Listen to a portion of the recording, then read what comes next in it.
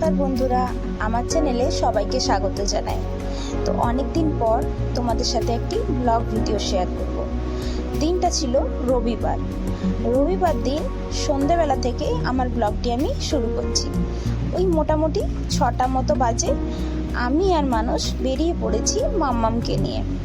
কোথায় যাব চলো তোমাদের সাথে সমস্ত কিছুই শেয়ার করব। তবে প্রতিদিনই আমরা মাম্মামকে নিয়ে বিকেলবেলা দিকে একটু বেরোনোর চেষ্টা করি, হয় আমি ওর বাবা আর না হলে ওর ঠাকুমার সাথেও বিকেলের দিকে বেরিয়ে থাকে। প্রতিদিনই ওর একটা হ্যাবিটের মতো হয়ে গেছে। বিকেলের দিকে একটু বেরোয় বলে ওর মাইন্ডটাও খুব ফ্রেশ থাকে। সন্ধেবেলায় এসে বেশ খেলাধুলো করে, বাড়িতে আনন্দ করে এবং সুন্দর ঘুমিয়ে পড়ে।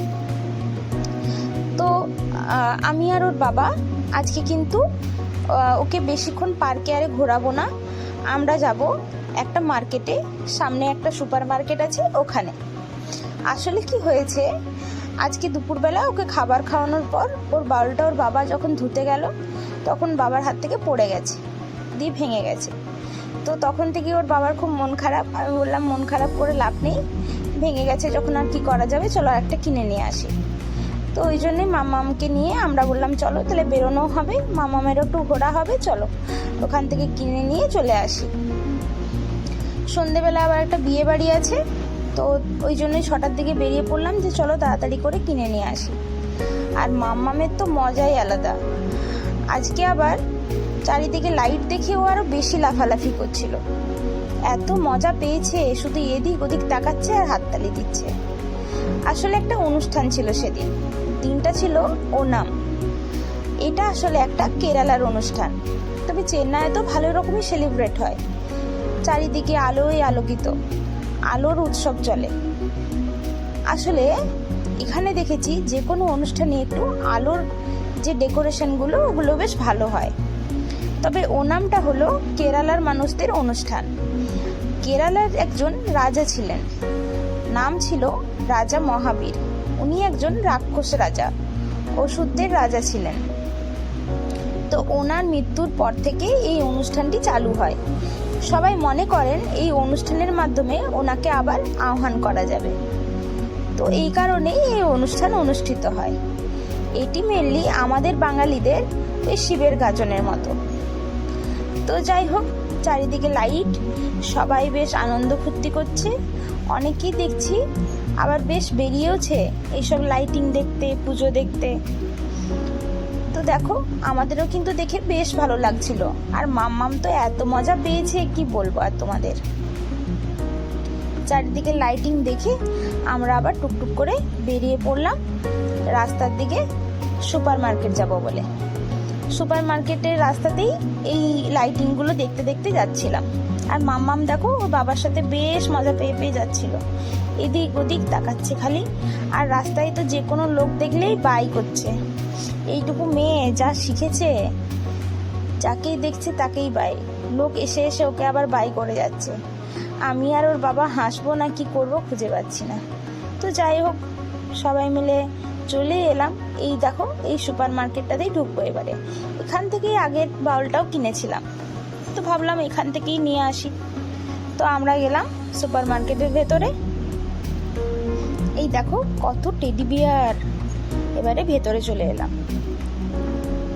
আর এখানে এসে এই ছোট ছোট কৌটোগুলো দেখে এত ভালো লাগছিল। দেখো, দেখলেই মনে হচ্ছে সবই কিনে নিয়ে যায়। কি সুন্দর রান্নাঘরে সাজিয়ে রাখলে কি সুন্দর দেখতে লাগবে বলো। এই বয়ামগুলো বেশ সুন্দর, এগুলোতে হয়তো লবণ, চিনি এসব রাখা চলে। নিচে অনেক সুন্দর সুন্দর কাপও রয়েছে, কফি মাগ রয়েছে। আবার এই দিকে দেখলাম একটা সুন্দর জুসার রয়েছে। ওর বাবাকে বললাম যে এই জুসারটা দিয়ে বেশ সুন্দর জুস খাওয়া যাবে, মামামের জন্য পরে এসে নিয়ে যাব। আরও চারিদিকে প্রচুর জিনিস, কাচের অনেক জিনিস রয়েছে। আর এটা একটা ভালো জিনিস দেখলাম, এটাতে ফ্লুইডও মাপা যাবে আবার সলিডও মাপা যাবে। তো এটা বেশ ভালো লাগলো এখানে। তারপর ওখানে জিনিসগুলো আমি একটু নাড়াচাড়া করে দেখছিলাম। বেশ সুন্দর সুন্দর ডেকোরেশনের জিনিস ছিল, বেশ ভালো লাগছিল। এই কয়েকটা ডিজাইনও বেশ ভালো লাগলো বাটিগুলোর। আমিও নিলাম কয়েকটা নিজের জন্য। এত সুন্দর সুন্দর বাটি দেখে আর মনকে আটকাতে পারলাম না। দেখো ডিজাইনগুলো বেশ ইউনিক না? আমার তো বেশ ভালো লেগেছে। অনেকক্ষণ ঘুরে ঘুরে সমস্ত কিছু দেখছিলাম আমি। অন্য সময় হলে ওর বাবা বড় তাড়াহুড়ো করে, আজকে যেহেতু ছুটির দিন ছিল সেহেতু মন প্রাণ খুলে চারিদিকে ঘুরে ঘুরে দেখেছি।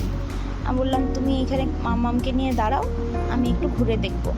দেখো কি সুন্দর একটা খাবার প্লেট বাচ্চাদের জন্য। এগুলো বেশ ভালো লাগছিল, মনে হচ্ছিল আমার মাম্মাম কখন নিজে হাতে খেতে শিখবে আর ওর জন্য সব কিনে নিয়ে যাব। দেখো এত সুন্দর ট্রেটা দেখতে আমার তো বেশ ভালো লাগলো।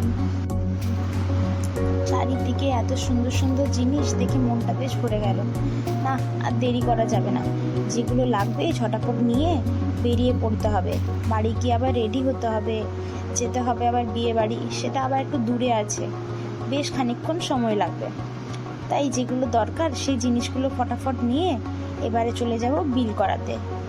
আজকে একটু নিয়ে যাব মুগের ডাল, মুগের ডালটা শেষ হয়ে গেছে।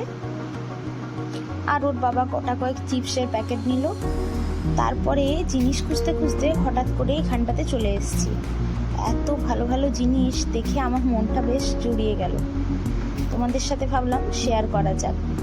এখানে বেশ সুন্দর সুন্দর ছোট ছোট স্টিলের কড়াইয়ের মতো রয়েছে, ছোট ছোট প্যান রয়েছে। এত ছোট ছোট দেখতে না, দেখে মনে হচ্ছে ছোটবেলাকার খেলনা মাটিগুলোর কথা মনে পড়ে যাচ্ছে। দেখো এত সুন্দর সুন্দর ছোট ছোট প্যান, ছোট ছোট কড়াই, বেশ সুন্দর লাগলো দেখতে। তো ভাবলাম যে একটা যদি কিনে নিয়ে যেতাম।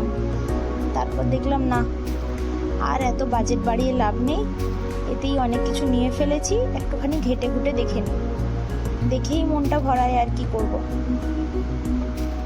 যাই হোক, তোমাদের সাথেও শেয়ার করছি, যদি কারো ভালো লাগে এরকম টাইপের জিনিস এসে নিয়ে যেতে পারো। যারা চেন্নাইয়ে আছো বা চেন্নাই কখনো আসো যদি, তাহলে নিয়ে যেতে পারো। তো আমার তো খুবই ভালো লেগেছে। ওই টুকটুক করে এদিক ওদিক দেখতে দেখতেই অনেক দেরি হয়ে যাচ্ছিল। ওর বাবা আমাকে তাড়া দিচ্ছে, চলো এবার আর দেরি করো না, তাড়াতাড়ি এসো। আমিও ভাবলাম না আর দেরি করবো না, যত দেখবো ততই মনটা খারাপ হয়ে যাবে, মনে হবে কিছুই নিতে পারছি না, তার থেকে চলে যাই। দেখো কড়াইটা কি সুন্দর দেখতে না? উফ, আর এখান থেকে চোখ ফিরাতে পারছি না, কি করে যে যাব। যাই হোক, যেতে যখন হবেই চলেই যাই। বিল ঠিল করিয়ে ওখান থেকে বেরিয়ে পড়লাম। রাস্তায় আস্তে আস্তে তখন সন্ধে হয়ে গেছে। এখন লাইটিংগুলো বেশ অন্যরকম দেখতে লাগছে, বেশ সুন্দর দেখতে লাগছে। মাম্মাম দেখো কেমন চারিদিকে তাকিয়ে তাকিয়ে দেখছে। আর এই দেখো, তখন যাওয়ার সময় দেখেছিলাম না, এটা এখন বেশ সুন্দর দেখতে লাগছে অন্ধকারের মধ্যে। তারপর আমরা বেরিয়ে পড়লাম, রাস্তায় চলে এলাম। এবার ভাবছি না, তাড়াতাড়ি বাড়ি যাই, গিয়ে আবার মেয়েকে খাওয়াতে হবে, রেডি করাতে হবে, নিজে রেডি হবো, ওর বাবা কি পরে যাবে সেটা দেখবো, অনেক কাজ আছে। আর বেশি দেরি না করে ফটাফট চলে যাই। রেডি হয়ে বেরিয়ে পড়েছি বিয়ে বাড়ির জন্য। রাস্তায় দেখি এ কি, মন্দিরের সামনে সব কীরকম সেজে ঘুরে বেড়াচ্ছে। আবার অনেকে গায়ের মধ্যে নানান রকমের ওই লম্বা লম্বা বানের মতো জিনিস পুড়ে রেখেছে। দেখে বেশ ভয় লাগছিল।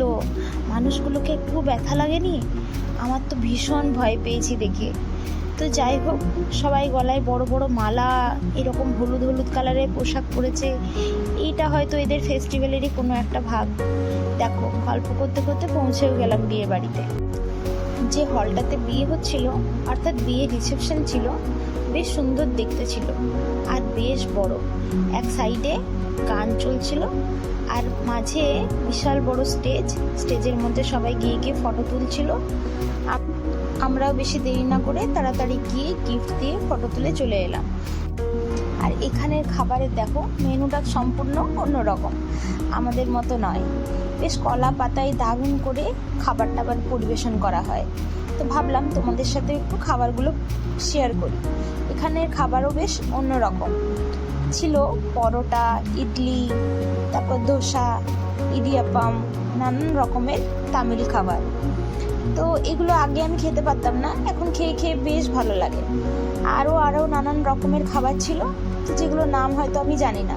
পরের দিকে আর ভিডিওটা কন্টিনিউ করতে পারিনি, মাম্মাম ভীষণ জ্বালাচ্ছিল, খাবারের দিকে হাত বাড়াচ্ছিল।